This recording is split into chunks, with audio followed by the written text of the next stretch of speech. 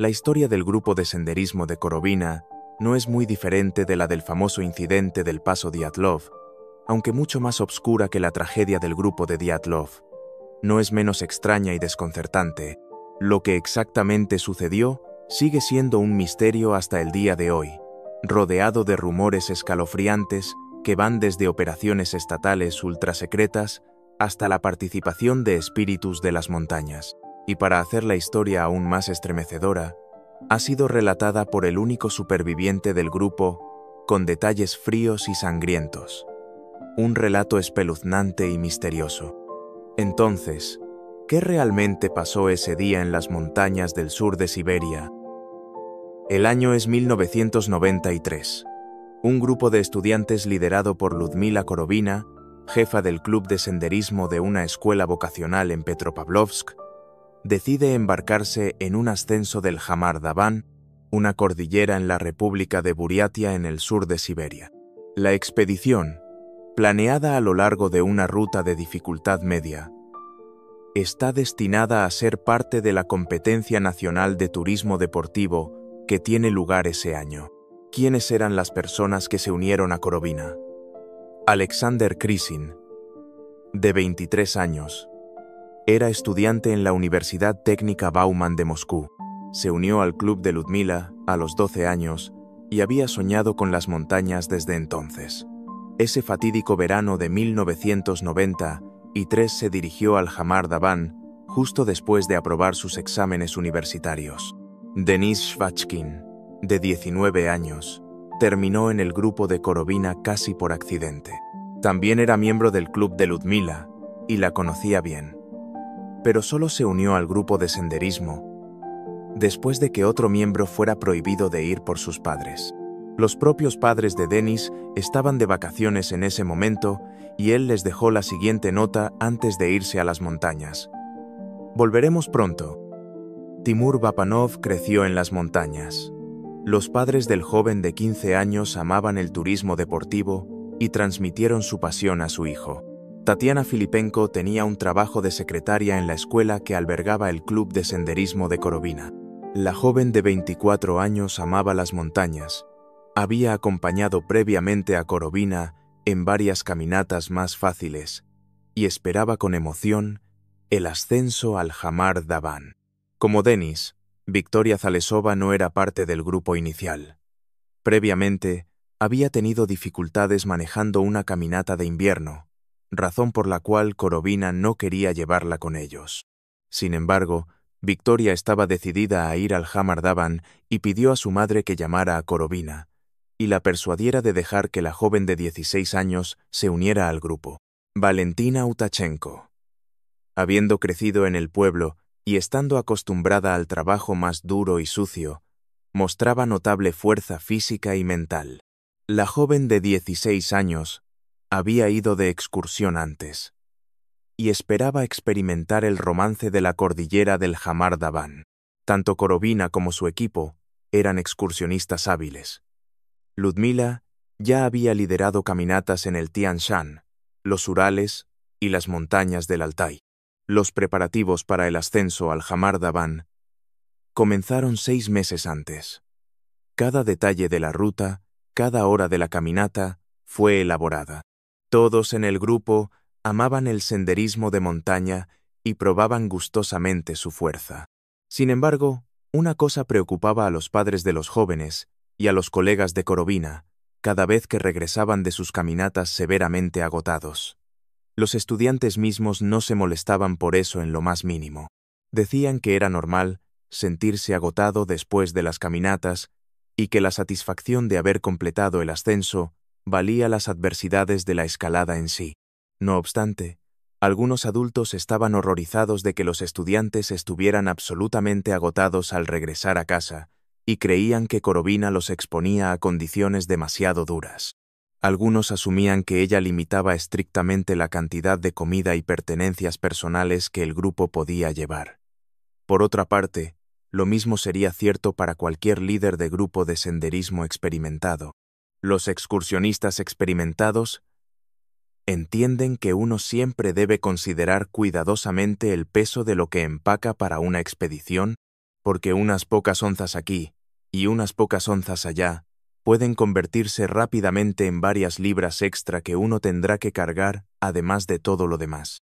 En promedio, la mochila de un excursionista debe pesar alrededor de 22 a 26 libras, aunque naturalmente depende de qué tan largo y difícil se considere el ascenso. Viendo que el equipo de Corobina incluía adolescentes así como adultos jóvenes en sus veintes, la comida y el equipo se distribuyeron entre las mochilas basándose en el peso de sus dueños, razón por la cual todos estaban preocupados por minimizar el peso total de sus bolsos. Tanto los miembros del grupo como sus padres habían dicho múltiples veces que confiaban en la experiencia de Corobina y que los excursionistas siempre empacaban suficiente comida para llevarlos a través del viaje. Ludmila Korobina era la jefa del club de excursionistas Asimut en una escuela vocacional en Petropavlovsk, en el actual Kazajstán. En 1993 tenía 41 años y era una de las líderes de grupos de senderismo más conocidas de la ciudad. Así es como la recuerda Evgeny Olkovsky, uno de los miembros de su club. Sabía cómo unir a las personas y crear un equipo.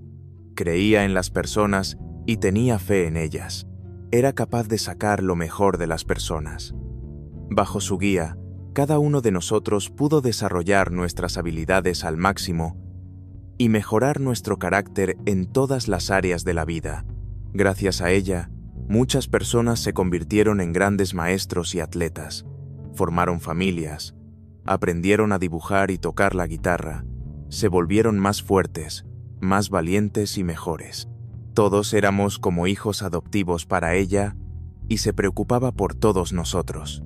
Cuando los chicos iban al ejército, ella los despedía y luego los recogía una vez que habían terminado el servicio militar. Korobina era una excursionista profesional de nivel internacional.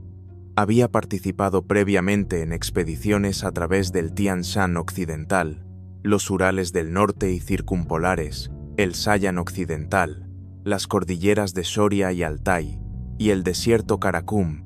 La fatídica caminata de 1993 tampoco era la primera vez que Korobina había ido al Hamar Daban. Ludmila tenía una hija, Natalia, a quien criaba sola. En 1993 tenía 16 años. Ese fatídico agosto, Natalia también fue de excursión con otro grupo que se suponía se encontraría con el equipo de Ludmila durante la expedición. Entonces, ¿qué itinerario eligió el equipo de Korobina? Su ruta comenzaba en Murin, un pequeño asentamiento en la región de Irkutsk, en la frontera con Buriatia. Pasaba por el paso Langutaisky y hacia una cresta que llevaba a la cumbre de Khan Ula. Luego, descendía gradualmente al río Snesnaya, a lo largo del lago Patomskoye, a través del pueblo de Utulik y el paso del lago Chetvirtoe, terminando en la ciudad de Slyudianka. En total, el grupo tenía que cubrir 130 a 140 millas. Para empeorar las cosas, los meses de verano de ese año fueron especialmente lluviosos. Según los meteorólogos, junio y agosto vieron el peor clima en la región en 30 años. Las montañas del Hamar Daban no son muy grandes. Su punto más alto, que alcanza 7.778 pies, es el monte Khan Ula, que se traduce como Montaña del Rey. La cumbre de Sogior es algo más baja con 7.600 pies, y el pico Cherokee viene en tercer lugar con 6.856 pies. Tales altitudes no se consideran peligrosas, ya que el cuerpo humano generalmente puede adaptarse relativamente bien a niveles de oxígeno ligeramente disminuidos, aunque ha habido casos de mal de altura que se presenta alrededor de los 6.500 pies. Los síntomas tempranos de la enfermedad incluyen visión que se deteriora, sensibilidad a la luz disminuida y percepción espacial reducida. El nivel de dificultad de las rutas de senderismo, sin embargo, no se mide únicamente por la altitud del área de senderismo, sino que debe incluir necesariamente qué tan desafiante es la escalada en sí, para lo cual hay una clasificación especial. Korobina y su grupo planeaban tomar una ruta de nivel 3. Esta es una ruta de dificultad media, contra la cual se advierte a los principiantes. Pero el Hamar Daban presenta otros senderos que son más desafiantes. Incluso montañas relativamente bajas como estas, a veces pueden ser traicioneras. La mayor parte de la cresta del Hamar Daban se encuentra en la República de Buriatia, una tierra de varias religiones, más notablemente el chamanismo. Los chamanes creen que el Hamar Daban es un lugar de fuerza misteriosa, y muchos locales así como excursionistas están de acuerdo con ellos. Antes de comenzar su ascenso al Hamar Daban, los excursionistas a menudo desean aprender qué rituales deben realizar para asegurar que las montañas permanezcan benevolentes. Con la naturaleza siendo tan impredecible como es normal que las personas busquen apoyo y protección, y al hacerlo, recurran al reino espiritual. Tal vez sea realmente necesario apaciguar a los espíritus locales antes de comenzar una caminata. Por ejemplo, cualquiera que desee escalar el monte Everest con sherpas debe tomar parte en un rito de paso conocido como la ceremonia puja para rendir respeto a la montaña y asegurar un viaje seguro. Así que hemos establecido que los chamanes creen que las montañas Hamar Daban son místicas, incluso prohibiendo a cualquiera, excepto a ellos mismos, visitar ciertas áreas de la cresta donde realizan rituales chamánicos y alcanzan un estado de trance. Los viajeros en el Hamar Daban a menudo reportan ser abrumados por sensaciones inexplicables, desde miedo y ansiedad hasta desesperación y apatía completa. Algunos escuchan un estruendo incesante que suena como si viniera de la nada, mientras que otros afirman escuchar crujidos y chirridos crípticos. Algunos encuentran paisajes extraños y animales que se comportan de manera extraña. Era hacia estas partes extrañas que se dirigía el equipo de Ludmila Korovina. 3 hombres jóvenes y 3 mujeres jóvenes liderados por su querida maestra comienzan su caminata el 2 de agosto desde la estación Murin. Toman una fotografía conmemorativa antes de finalmente partir hacia las montañas. En los primeros días de su caminata pasan por el paso Langutaiski, alcanzan la cresta del Hamar Daban y se dirigen hacia la cumbre de Khan Ula. No tienen suerte con el clima. Aunque es pleno verano, hay lluvia fuerte y nieve exacerbada por vientos fuertes. El equipo no está preparado para tales condiciones. El pronóstico era bastante diferente cuando estaban planeando la caminata. Además del aguacero, los excursionistas tienen que soportar una niebla impenetrable. Más tarde, otro grupo de senderismo la describirá como pegajosa. Nadie puede dar una definición adecuada de lo que es la niebla pegajosa. Parece que solo puede ser experimentada, pero no descrita. Ese verano, los locales habían notado animales que se comportaban de manera extraña. Ciervos que no tenían miedo de las personas. No huían, sino que simplemente se congelaban y miraban fijamente. Los osos alcanzarían las vías del tren y se arrojarían bajo los trenes. Algunos también dijeron que algo extraño había pasado con los árboles del Hamar Daban. En algunos lugares parecía como si una fuerza misteriosa los hubiera presionado contra las laderas. Solo cortando el camino con un hacha se podía pasar a través de tal bosque. Es en tales condiciones que el equipo se abre camino a lo largo de la cresta. Solo un día resulta ser soleado. Es entonces que acampan en el paso Langutai por un día de descanso. Continuando su caminata la mañana siguiente, mientras se mueven a lo largo de la cresta de la cordillera, el clima empeora de nuevo. El 4 de agosto, el equipo alcanza la cumbre de Khan Ula y establece un campamento nocturno. Aquí la tierra es árida y ventosa, con nada más que rocas y hierba, y el mal clima complica aún más su estancia nocturna. El plan es escalar otra montaña más baja y luego descender al río Snezhnaya, donde un segundo grupo de senderismo que incluía a la hija de Korovina, Natalia, estaría esperándolos. Juntos planeaban llegar a la ciudad de Slyudianka vía el lago Patomskoye y el paso del lago Chetvirtue.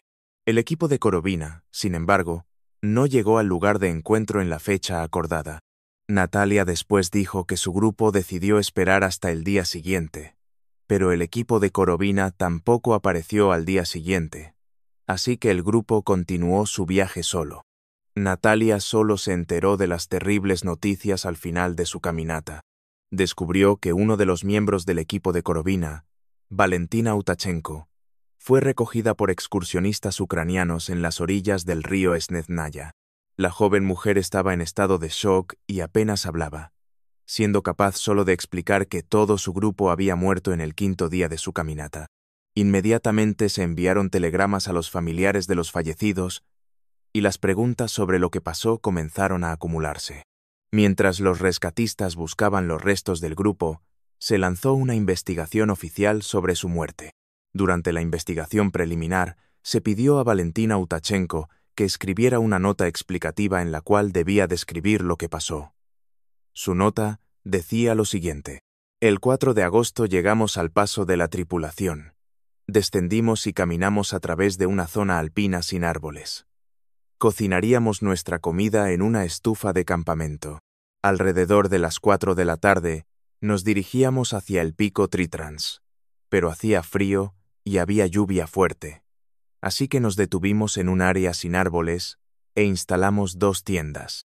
A las 4 de la mañana, nuestras cuerdas de amarre se rompieron, así que las cambiamos.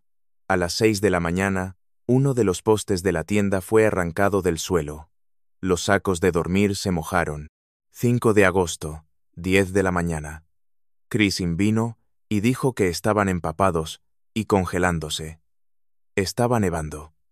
No se veían puntos de referencia. Recogimos nuestras mochilas y comenzamos a irnos. Después de unos 10 metros, Krisin se cayó. Otros trataron de ayudarlo, pero siguió cayendo. Korovina se quedó a su lado y le dijo a los otros que bajaran, pero luego nos detuvo casi inmediatamente y pidió a alguien que regresara con ella. Tanya sacó una tienda y los otros se refugiaron mientras yo subía hacia Korovina. Los ojos de Krisin estaban enormes e indiferentes. Korovina tomó su pulso y dijo que su corazón había dejado de latir. Me pidió que ayudara a Vika a bajar, así que subí hacia ella, pero me mordió. La arrastré de vuelta al resto. Tatiana comenzó a golpear su cabeza contra las rocas. Denis se escondió detrás de ellas y se metió en su saco de dormir. Me arrastré hacia Korovina, pero no estaba respirando. Luego traté de levantar a Timur. Cuando me di cuenta de que nadie se movía, bajé hacia donde había árboles. Me vestí y me metí en mi saco de dormir. Me cubrí con una tienda. En la mañana subí y vi a Tanya, Denis, Timur y Vika. Arriba de ellos estaban Sasha y Korovina. Ninguno de ellos se levantó de nuevo. En su nota, Valentina también relató cómo sobrevivió en las montañas sola por 3 días y cómo finalmente fue rescatada. Dijo que en la mañana después del incidente regresó al equipo fallecido y les cerró los ojos. Muchos reporteros estaban fascinados y aterrorizados por su escape milagroso y el hecho de que no solo pasó la noche justo al lado del lugar de muerte del equipo, sino que también fue capaz de regresar allí. No menos asombroso es el hecho de que logró sobrevivir en la vida salvaje por días y finalmente llegar al río. Dijo que se había topado con una torre de transmisión abandonada y siguió los postes eléctricos, llegando primero a un pueblo desierto y luego a la orilla del río, momento en el cual ya no tenía fuerzas para seguir adelante. Pronto fue notada por excursionistas de Kiev que la recogieron. Le dieron medicina calmante y antibióticos debido a su hipotermia severa. Juntos llegaron a la ciudad de Sliudianka. Fue entonces cuando comenzó la búsqueda del resto del equipo. Sus cuerpos fueron encontrados solo meses después, a principios de septiembre. La ladera fatídica era una vista horrible. Los rescatistas después recordaron que casi todas las víctimas estaban vestidas con pantalones delgados. 3 yacían descalzas. Después de un mes al aire libre en un área con muchos animales, los cuerpos estaban horriblemente desfigurados. Era difícil para los rescatistas estar en el helicóptero que llevó los cuerpos a Ulan-Ude, la capital de Buriatia, donde se realizó una autopsia. Esta mostró que los 6 murieron de hipotermia. Al menos esa es la historia oficial, pero parece bastante cuestionable, especialmente dadas las remembranzas de Valentina. ¿Podría haber sido meramente hipotermia cuando el grupo había caído en la locura sin razón aparente? 5 años después de la tragedia, Vladimir Ashaev, un periodista buriato conocido y viajero experimentado, decidió hacer una caminata a lo largo de esa ruta. Esto es lo que tenía que decir. Muchas cosas no estaban claras en este incidente, así que decidí tomar la misma ruta que el equipo de Kazajstán había tomado para descubrir qué pudo haberles pasado.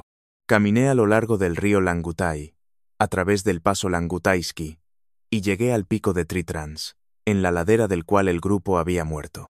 Con respecto a las posibles razones para la muerte del grupo, Ashaev dijo: «Estamos tratando con toda una cadena de circunstancias trágicas aquí. Más importante, mal clima. Agosto de 1993 fue muy lluvioso. Más tarde, atletas kazajos visitaron el lugar de muerte del grupo, y al principio no podían creerlo. Es pleno verano, más de 80 grados afuera, y por aquí hay gente muriendo de frío. Sin embargo, esto es muy probablemente lo que pasó. Imaginen lluvia fría cayendo día y noche, ropa y tiendas mojadas. Encender un fuego en el Hamar-Daban es difícil incluso en clima normal porque todo está húmedo, y aquí estuvo lloviendo por días. Naturalmente, para el 5 de agosto, el equipo estaba agotado y frío. Resultó después que un área donde uno podía pasar la noche de manera segura, e incluso encender un fuego, estaba solo a 30 minutos de caminata del lugar donde el grupo de Korovina decidió acampar. ¿Por qué no habían ido allá arriba? Tal vez los mapas no eran lo suficientemente precisos, y los excursionistas agotados decidieron no desperdiciar cualquier fuerza que les quedara buscando la ubicación exacta. Tal vez Korovina no pudo navegar apropiadamente mientras descendía el crepúsculo, o tal vez simplemente sintió pena por sus estudiantes agotados y decidió darles algo más de descanso antes de llegar a la cumbre en la mañana.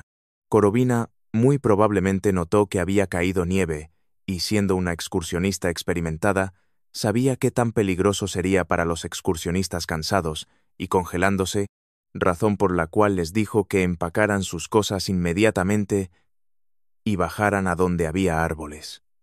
Los excursionistas enrollaron sus tiendas, recogieron sus cosas y comenzaron a descender. Y fue entonces cuando la tragedia golpeó. Alexander Krisin repentinamente se cayó y murió una muerte extraña y horrible, echando espuma por la boca y sangrando.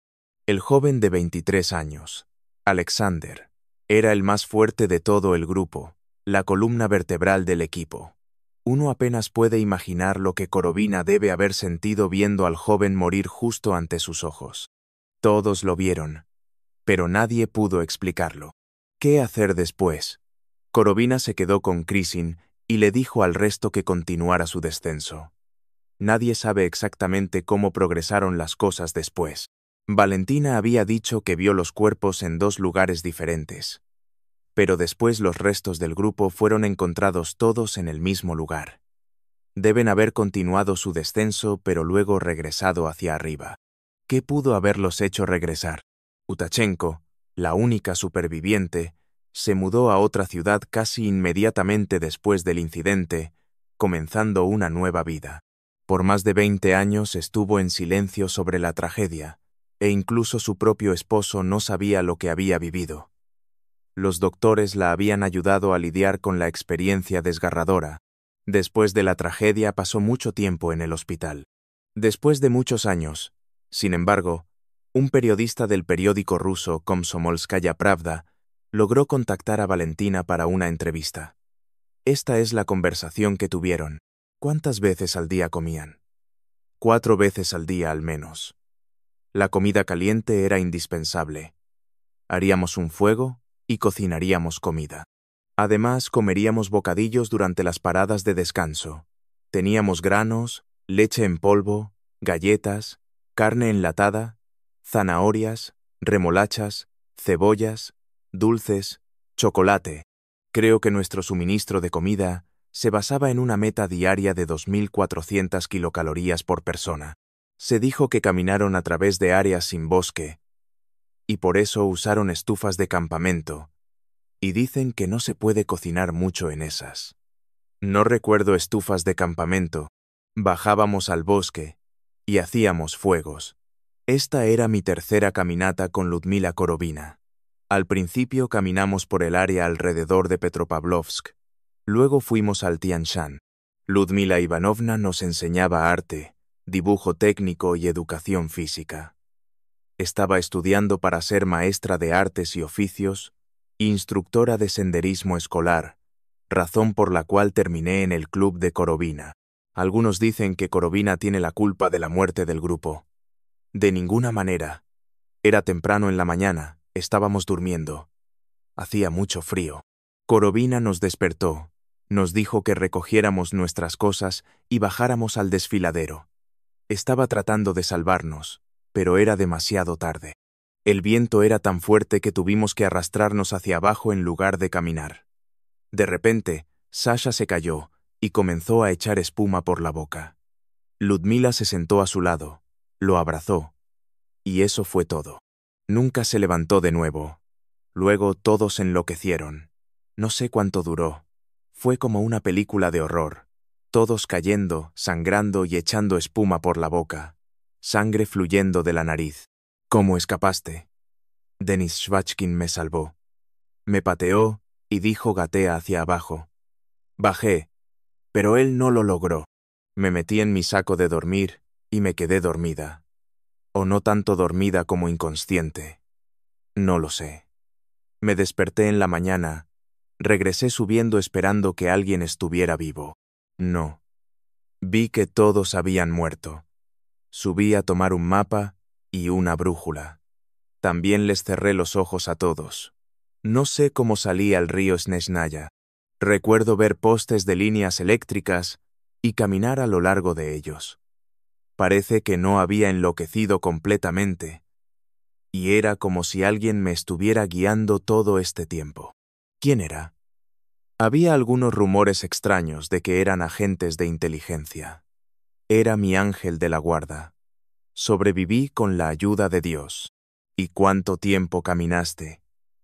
Murieron el 5 de agosto, y el 9 de agosto fui recogida por excursionistas. Así que 4 días. Recuerdo estar parada en la orilla del río y ver catamaranes navegando por el río. Los turistas de Nitsky que me recogieron me dijeron que me lavé a mí misma y mi ropa en el río. No lo sé. Tal vez me estaba comportando realmente raro allí, pero solo recuerdo lavarme mucho después, cuando estábamos bajando el río juntos. Recuerdo cómo se sorprendieron de verme tan profundo dentro de la taiga. Atracaron y comenzaron a hacer preguntas. Estaba histérica. Tuvieron que darme drogas calmantes. Después recuerdo hacer pan plano para ellos en la tapa de una olla de cocinar. Agua, harina, sal. ¿De qué crees que murieron? Edema pulmonar, creo. Los síntomas coinciden. Espuma y sangrado de la boca. Locura. ¿Qué pasó cuando regresaste a casa? Los excursionistas me llevaron a Petropavlovsk. No les dije nada a mis padres, aunque sí vieron lo mal que estaba. Y luego alguien los felicitó por mi cumpleaños y me preguntaron si tenía algo que decirles. En ese momento no pude quedarme callada más y les dije todo. Inmediatamente después mi cuerpo se rindió y tuve que pasar 1 mes o 2 en un hospital. Por mucho tiempo apenas pude comer nada. No tenía apetito, pero finalmente me recuperé. Después de dar esa entrevista, Valentina participó en un popular programa de televisión ruso junto con la hija de Korovina, Natalia, y Yuri Golias, un rescatista que estuvo a cargo de la misión de búsqueda. Varias teorías de lo que había pasado en el Hamardaban fueron discutidas. Y fue durante este programa que se descubrió que la hija de Korovina recibió dinero de silencio. Y mucho. Poco después de la tragedia, fue convocada a alguna oficina, y se le dijo que no hiciera preguntas y no investigara la muerte del grupo de Korovina. Le ofrecieron mucho dinero y lo tomó. Natalia afirma que ni siquiera se le permitió ver el cuerpo de su madre. No se le permitió estar presente en la identificación del cadáver. Y todos los miembros del grupo fueron enterrados en ataúdes cerrados. Al principio, Natalia pensó que era porque era solo una niña en ese momento, pero luego resultó que ninguno de sus familiares había visto el cuerpo de Ludmila. Ahora discutamos las posibles teorías. Esta es la historia oficial. Debido a un cambio brusco en el clima, los excursionistas tuvieron que dejar sus tiendas, muriendo de hipotermia poco después. Justo como en el incidente del paso Dyatlov, durante la autopsia, los expertos forenses de Buriatia establecieron que todos los excursionistas habían muerto de hipotermia. Así es como Konstantin Yugov, jefe de la Oficina de Medicina Forense en Buriatia, lo describe.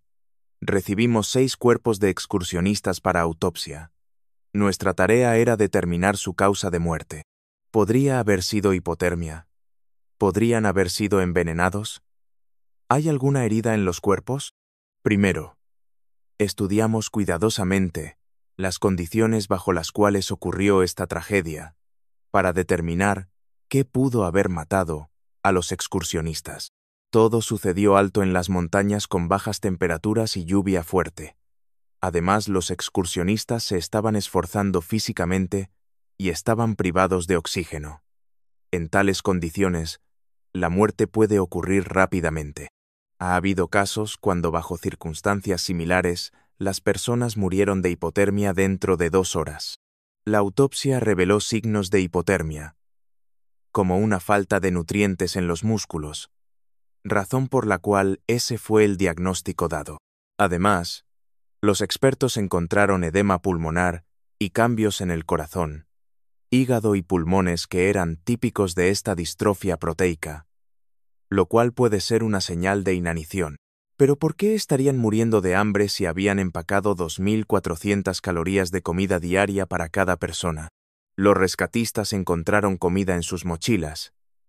Entonces, ¿por qué los excursionistas no comieron durante su última parada de descanso? Aquí es donde la teoría oficial encuentra su culpable. La propia Korovina. Ahora se le culpaba por la tragedia, habiendo supuestamente forzado a su equipo a soportar desafíos imposibles, llevándolos al agotamiento y la inanición. Pero incluso después de la tragedia, los padres de los estudiantes afirmaron que confiaban en las habilidades de Korovina y confiaban completamente en ella. Ninguno de ellos creía que ella pudiera ser culpable de la muerte del grupo. Otra teoría afirma posible interferencia del gobierno. ¿Podría haber sido que se estaba probando un arma secreta en el área? ¿Qué era la niebla pegajosa que los excursionistas describieron encontrar? Una vez más, podemos ver similitudes con el incidente del paso Dyatlov, donde los excursionistas habían huido medio vestidos de sus tiendas, habiéndolas cortado desde adentro, obviamente asustados por algo. Pudo haber pasado lo mismo en el Hamar Daban, con el grupo dejando sus tiendas medio vestidos y cayendo en la locura. Denis comenzó a esconderse detrás de las rocas y trató de huir. Tatiana golpeó su cabeza contra las rocas. Victoria y Timur parecían haber enloquecido. Ludmila Ivanovna murió de un ataque al corazón. Estas fueron las palabras de Valentina Utachenko, según se registraron en el reporte de los rescatistas. ¿Qué pudo haberlos hecho golpear sus cabezas contra las rocas e incluso morder a un compañero de equipo?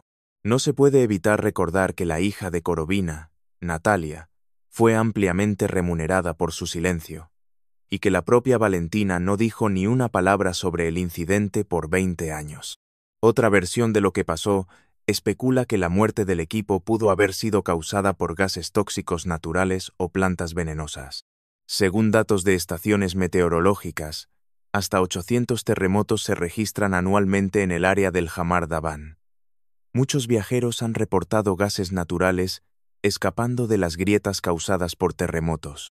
Natalia cree que fue un gas lo que jugó un papel crucial en la muerte del grupo.